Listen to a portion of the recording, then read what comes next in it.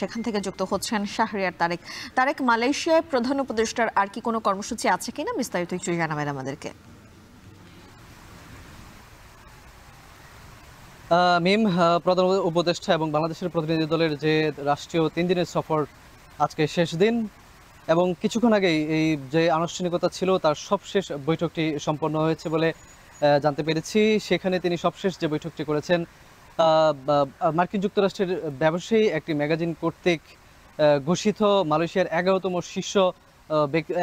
ধনী শীর্ষ ব্যক্তি, ব্যবসায়ী এবং সমাজসেবী, তার সঙ্গেই মূলত প্রধান উপদেষ্টার সবশেষ বৈঠকটি অনুষ্ঠিত হয়েছে। এবং সেই বৈঠকে তিনি ওই প্রতিষ্ঠানকে বাংলাদেশের যে সোলার এবং বিভিন্ন এগ্রিকালচার বিভিন্ন পণ্যের ওপর ব্যবস্থাপনার বিষয়ে তিনি বাংলাদেশের প্রতি এই দেশের যে ওই প্রতিষ্ঠানের প্রতি তিনি আহ্বান জানিয়েছেন। এবং এর প্রতি উত্তরে প্রধান উপদেষ্টাকে ওই প্রতিষ্ঠান থেকে বলা হয়েছে যে তারা খুব শীঘ্রই তাদের প্রতিষ্ঠান থেকে বাংলাদেশে একটি প্রতিনিধি দল পাঠাবে। তারা বাংলাদেশে বিনিয়োগ করার পরিবেশ কীরকম সেটি নিয়ে তারা পর্যবেক্ষণ করবে বলে আমরা জানতে পেরেছি।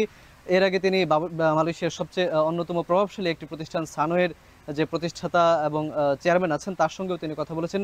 সেখানেও তিনি বাংলাদেশের শিক্ষা এবং মেডিকেল বিভিন্ন বিষয় নিয়ে তিনি বাংলাদেশে বিনিয়োগ করার জন্য আহ্বান করেছিলেন।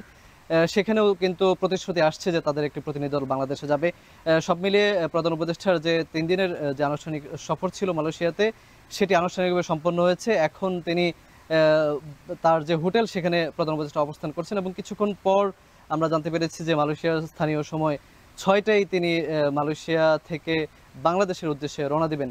তো মিম, এই ছিল আসলে এই যে 3 দিনের যে সফর তার সবশেষ তথ্য। আনুষ্ঠানিকভাবে সবকিছুই সম্পন্ন হয়ে গেছে। এখন শুধু বাংলাদেশে ফেরার যে যাত্রাটি সেটি এখন প্রধান উপদেষ্টা করে থাকবেন। মালয়েশিয়া থেকে সরাসরি যুক্ত হয়েছিলেন সহকর্মী শাহরিয়ার তারেক।